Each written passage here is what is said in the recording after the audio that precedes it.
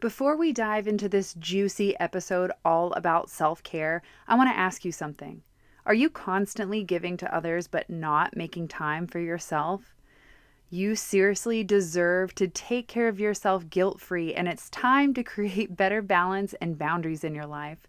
When it comes to self-care, we can sometimes fall short on putting our needs first, so I'm here to remind you that self-care isn't selfish, and you must, absolutely must take care of you.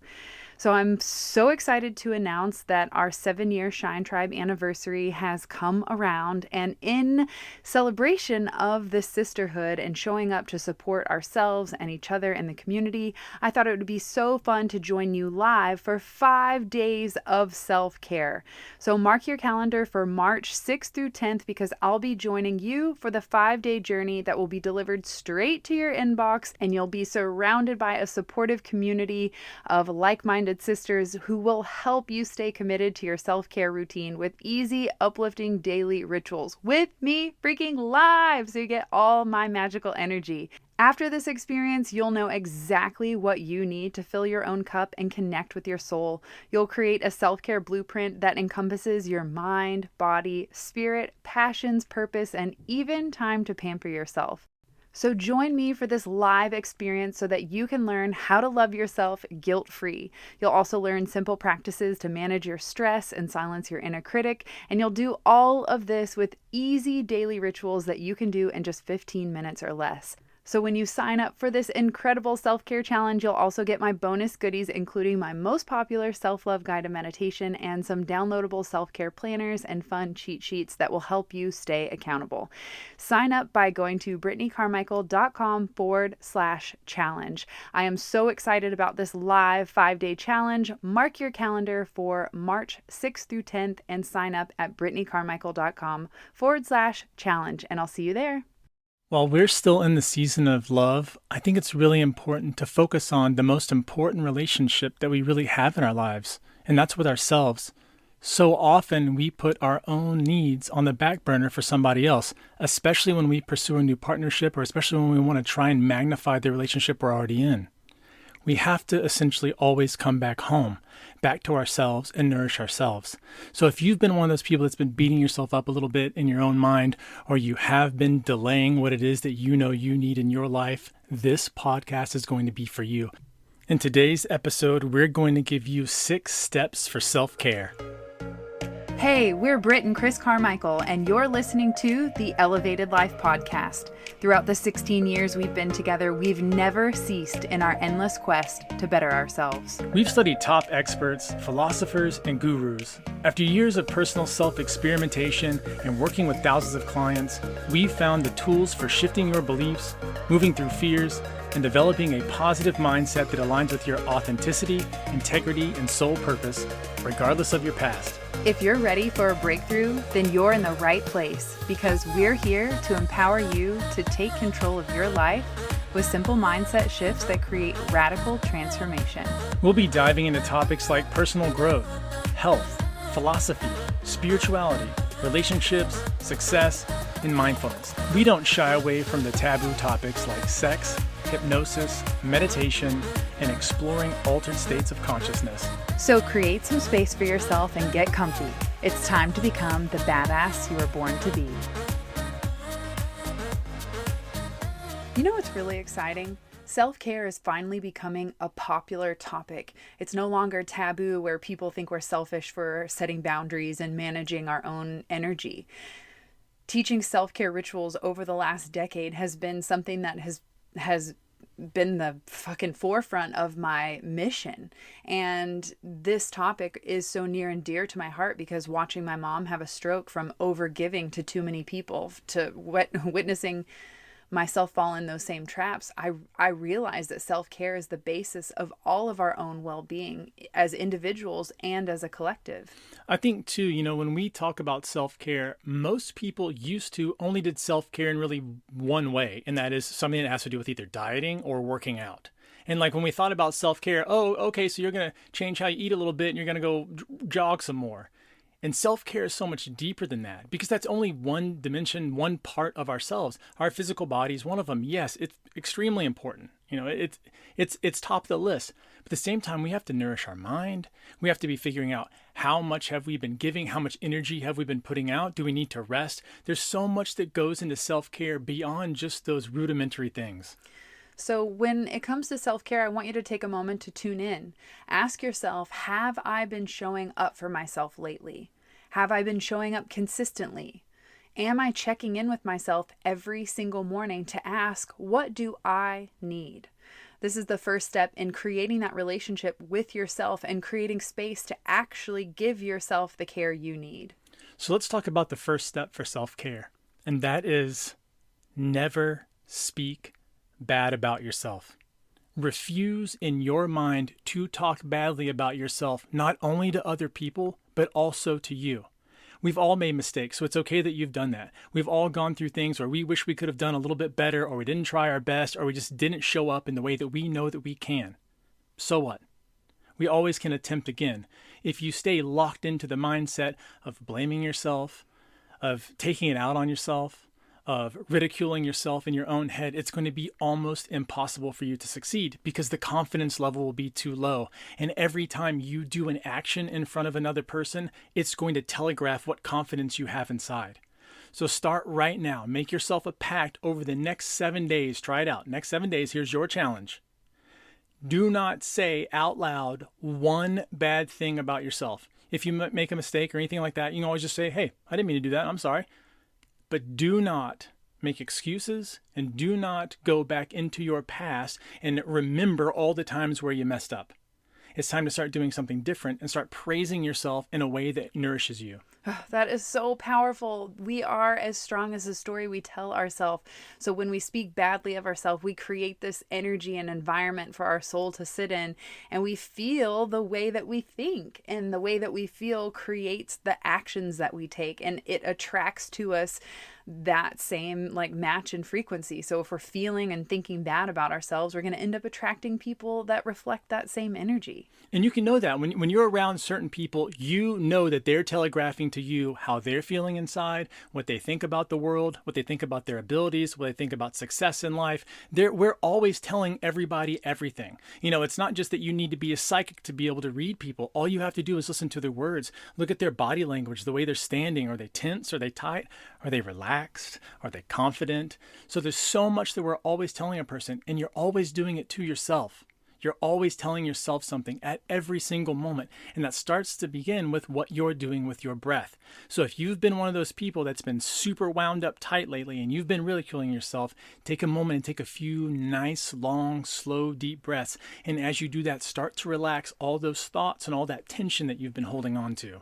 And once you've done that, the second step for self-care is to let go of control. There are things that you absolutely cannot control in your experience. No matter how high vibe, how much broccoli you eat, how much gratitude or prayer you put out there, there are just some things that you absolutely cannot control. So let go of what you can't control. The things that you can control, however, are your attitude and responses to those given experiences. And of course, over time, with wisdom built, it's easier to respond rather than react. But it is ultimately about creating that awareness in which you notice how you show up in those hard, chaotic, stressful moments. Well, what you learn is that the things that you can control are the things that you've mastered. And the things that you cannot control are the things that you're still working on. And it's weird because once you start to give up control of certain things, this doesn't mean don't try hard. This doesn't mean don't plan. This doesn't mean don't think through it. Those are all things that you want to be able to do. But in the moment when we have to learn a lesson, we cannot have the foresight to know every single thing that's going to happen. Otherwise, we would not meet a challenge. There would be no adversary on the other side. Some of these things you cannot prepare for. But it is that confidence of knowing that I have handled everything up to this point in my life, which means that I'm more than likely going to be able to handle every single thing else that happens to me too. So starting with that level of confidence allows you to let go a little bit. Let your hands down, relax your shoulders a little bit, start to flow with life more. Holding on to control really is a trauma response. And the more you learn to trust yourself, the more easily you'll be able to let go of the reins that you cling to so tightly and have a little bit of faith. The third step for self-care is to trust your instincts. There is an intuition inside you. There's that gut feeling. When we talk about that instinct, we talk about typically something that happens right in our gut. It's some kind of massive emotional feeling that we get when we're around either a new opportunity or somebody new. And you have to be careful because a lot of times things sell us on the marketing. I mean, you think about it. If you go into a room and someone smells good, suddenly you like them a little bit more. But that's just part of the marketing. And so you have to get past those things and start to reach down inside and say, how does this actually make me feel? Am I running toward it saying, oh my gosh, yes? Or am I listening to it going, you know what? I think I'm going to pass. Because when you start to feel that I'm going to pass, you have to start listening to it. You have to think to yourself, is my body telling me something that's really important right now? Something I should listen to? So many of us forget to notice the red flags along the way because we get so excited about what's happening. And that burns us in the long run. If you'll take a pause for a minute in the excitement and say, is this what I want to do? You see, this is combining how the heart feels or how the stomach feels with what the logical mind can do at the same time. It allows you to see both pictures at once and put them on top of each other and say, well, what do I get now? It's using both parts of you in tandem with each other to give you the answer that you seek. What's interesting is I was working with a client today and I walked her through this 7 or above. She goes, I really struggle with that. I said, what do you mean? She goes, I can't think of a number. I said, okay, so why don't we go into the body and see if you have like a visceral physical response where it feels like, yes, this feels good. And no, this doesn't feel good. And I used the example because she's 5 years sober. I said, if I walked up to you and handed you a shot of tequila, your physical body would close off and be like, hell no, I'm not interested in that. Like you automatically know that's a 0. And if I came and she was saying, I need more vitamins today. I said, if I came and handed you a vitamin water, you'd be like, yes, I need this. I would love that. Your body responds in a way that is subtle. And if we've closed ourselves off to the physical responses, and we are a being that taps into our body to learn more information and we can't logically come up with a number, we have to recognize that there's a reason that we've protected ourselves from feeling a certain feeling. So my advice to her was, start on something small. Start on things that you know that you love. So walking up to your dog and saying, how does this make me feel? Do I love this? And learning to understand those small messages from the body and where they sit in the gut, in the chest, in the heart, in the shoulders, in the mind. They're all coming from a different place. And the more you practice on things that are easy for you to know, like this is a 1 for me, I don't like laundry, or this is a 10, I love my puppy. She said that was something that was easy for her. I love sweets and I love puppies. I know that I love these things, but when it comes to the hard stuff that I don't have clarity on, I feel like I can't find a number or a feeling. What I really like about figuring out what your specific intuition is, and I like this part about it too, is that it's individualized. You have a gut feeling that's going to be different than my feeling. Some of them may overlap, some of them may be the same, but a lot of times for you, it will be specifically different. And when you start trusting that, a lot of things in life start to happen because you know the answers immediately, which means a lot of times you don't wait. Most of us procrastinate because we don't know. We're not totally sure. We lack that clarity that we really need to make big decisions. And so when you have the intuitive nudge, when you say, yes, it starts to light you up inside. It's that hell yes for you. And even some just sort of the mild yeses, it's enough to propel you just a little bit more than you normally would. You're not going to stay back. You're not going to question yourself. You're not going to call your friend. It's like, no, I know this is yes for me. And so I'm going to do it now. And you know what? Once you have that clarity, you can successfully achieve the next step in self-care, and that is to stop being a people pleaser. Because once you know what you want, you'll stop saying yes to the things that you know are an absolute no in your mind. It's so important for us to recognize where we're leaking our energy and giving our power away by saying yes to the things that don't light us up. And when we people please, we put other people's, and I'm not saying don't put other people's feelings ahead of ours in a way that is not being considerate or compassionate about others, but it's in sacrifice to our own well-being or to our own authenticity that is the problem when it comes to people pleasing. Well, the big deal is that if you are coming from a place of love, like if you're genuinely saying I'm loving in this way, then what's right for you is right for everybody. So you don't have to worry about what's going on in other people's worlds because they should be in charge of that. We're not responsible for anybody else as long as we're not nursing somebody or something. They are on their own. We can help them, but they are on their own. And that's why if everyone will just do this for themselves, if we stop worrying so much about what other people are doing or how to fix other people's lives, oftentimes what we can do is we can focus on our own, shine that up really well, and not just shine it, but make it the way that we want it to be. And so then we can start to relax on other people and we can just look, you got to let them sometimes. You got to let them fall down sometimes. You got to let them get back up sometimes. You just have to let them know, I'm going to be here either way. I'm okay with you going through what you're going to go through. And if you need my help, I'm here for you. So where do you feel like you might be sacrificing your dreams in order to please other people? Maybe you're looking for approval or validation from someone outside of yourself, and you're giving away your authentic power in order to receive that. Ooh, that's really sad because a lot of times what ends up happening is we get frustrated because it seems like other people don't know or even worse, understand us. And oftentimes that's because we've never been shown or we're never showing people who we actually are inside. Instead, what we're doing is trying to have a personality that it matches what they may like, which is always dishonest, which goes into our next step. Next step for self-care is to say exactly what you mean. I love calling this radical honesty. And this, again, doesn't mean being a dick. We don't have to be a dick and we can still say what we mean or still say exactly how we feel. This is about not shutting yourself off. Britt would call this not having the blocked throat chakra. What you want to be able to do is always speak up. You want to be able to not feel afraid. If you're in a relationship or you're around people that you feel afraid of, that's a clear signal. That's that red flag we were talking about earlier. You got to get out of that situation because if you can't speak up, you're already diminished. Your power has already reduced by at least half. If you can't tell your partner, look them directly in the face and say exactly what it is that you're thinking or how you feel, it's an issue. It's an issue with anybody. We have to have open communication to be able to do really anything in life. And this also is important to when you're talking to yourself. Say what you mean.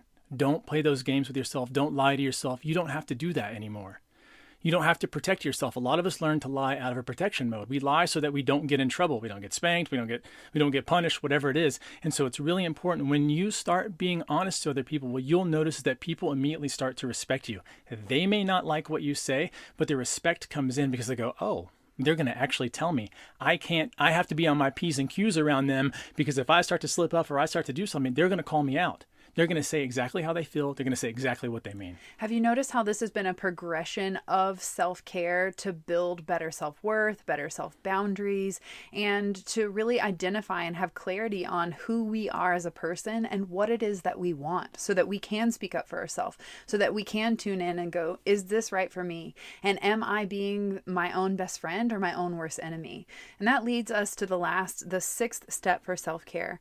This is all about not giving up on your dreams, because once you've gone through this progression of learning to create that space to take care of yourself, you'll find that your soul has a message. It has a purpose, a mission, a feeling that it really wants to fulfill, but maybe you haven't been able to reach for that clarity of what is that next step. And so not giving up on your dreams happens when you stop people pleasing and you start focusing your energy, your attention, your creative skills into the projects that light you up and bring you joy.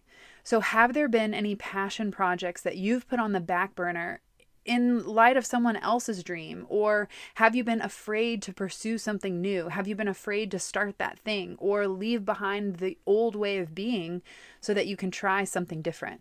Here's something I find with people who don't know what their passion is. This is something that's big, and a lot of people who, when you ask them what's your passion, and they don't know, a lot of times it's because they've been playing too busy in life. They've been too busy and not quiet enough. This goes back to what we were talking about, intuition. There's a quiet nudge that's inside you and it's always nudging you. The problem is that it's quiet. It doesn't have a big voice. It doesn't like to yell normally unless it has to get your attention, which it will do sometimes. But for the most part, it kind of whispers. And if you're too busy in your mind, if you're worrying or you're thinking too much or you're living too much in the future or past, if you're stuck, then you can't get that intuition that tells you what your passion is, or it doesn't allow you to interpret the signals well enough that your body's been trying to give you for so long, because you're too in your mind. The problem with us right now is that we spend so much time in worship of the brain and of all of our thoughts, and we give so little effort, energy, attention to what really matters, and that's what's going on in the rest of us. We, again, are a whole system. The brain's part of it, the spirit's part of it, the body's part of it, and it's so important that we listen to every single little bitty piece, because every single one of them is giving us a little bit of a clue. And if we can combine them together, we can really feel and we can have the kind of lives that we want to have. If we leave one of them out, if we only deal with the brain, if we're only spiritual all the time, we don't get the messages from the other ones. It's a team circus here, and you want to be tapped into every single one of them. So if you don't know what your passion is, it's time to go get quiet with yourself, get away from your regular life. This is the big reason why we go on vacation. Get away from your life and spend some time out somewhere where you can just be quiet and with yourself. And you know what else is cool? This month, I launched a brand new guide that has 30 journal prompts to help you answer that very important question. What am I passionate about? This was a question I asked every single woman that sat in my salon chair over the last decade, and 90% of the women said, well, Britt, I don't know. And that broke my heart, because I'm on a mission to live a life that feels lit up and led by passion. So I created this 30 journal prompt PDF for free for you to start to understand, what is it that lights me up? What are the things that bring me joy? What is it that I get lost for hours and time disappears and I'm totally in the zone? If you've been struggling to find your passion and you feel stuck, please download this free PDF by going to brittanycarmichael.com/passion. That's brittanycarmichael.com/passion to download your free PDF to help you get unstuck. Damn, looking. I didn't even know you were going to talk about passions. Like, me neither. It came out, and what's fascinating is it's so great to tap into this, because a lot of us are wanting more momentum in life. You know, we're wanting a support group, and a lot of times what ends up happening is that a lot of people don't show up to support us until we figure out what that passion is and get excited about something. It's like when we're kind of stuck on the couch, not really moving, not kind of just in our feels.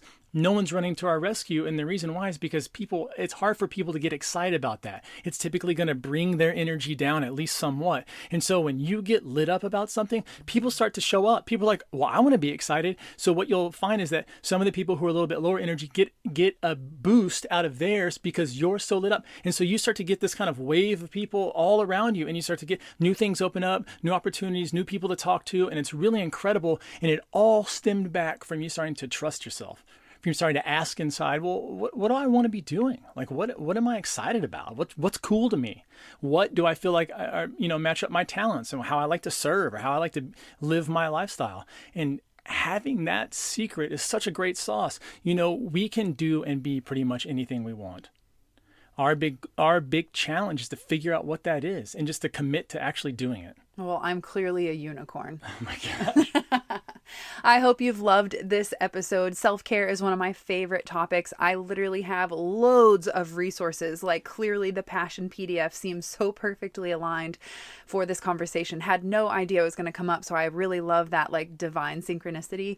But if you're someone who struggles with self-love, I have loads of resources, whether they're free blogs on the website or self-love meditations, my Shine from the Inside Oracle, or even a 6-week self-discovery journey in my course, Shine School. I have got it covered. So if you feel stuck on your self-care journey, I want to support you.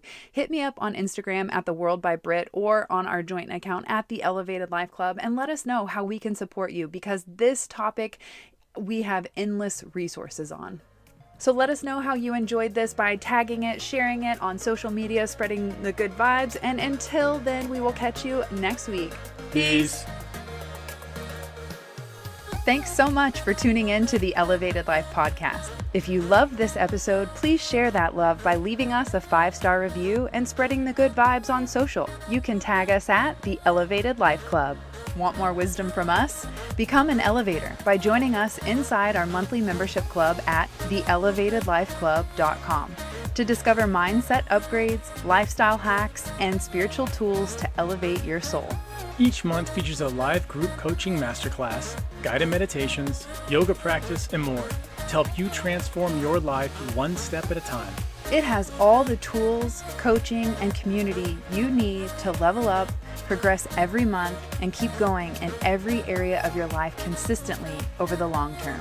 Join us in the club and start your transformation today by signing up at theelevatedlifeclub.com.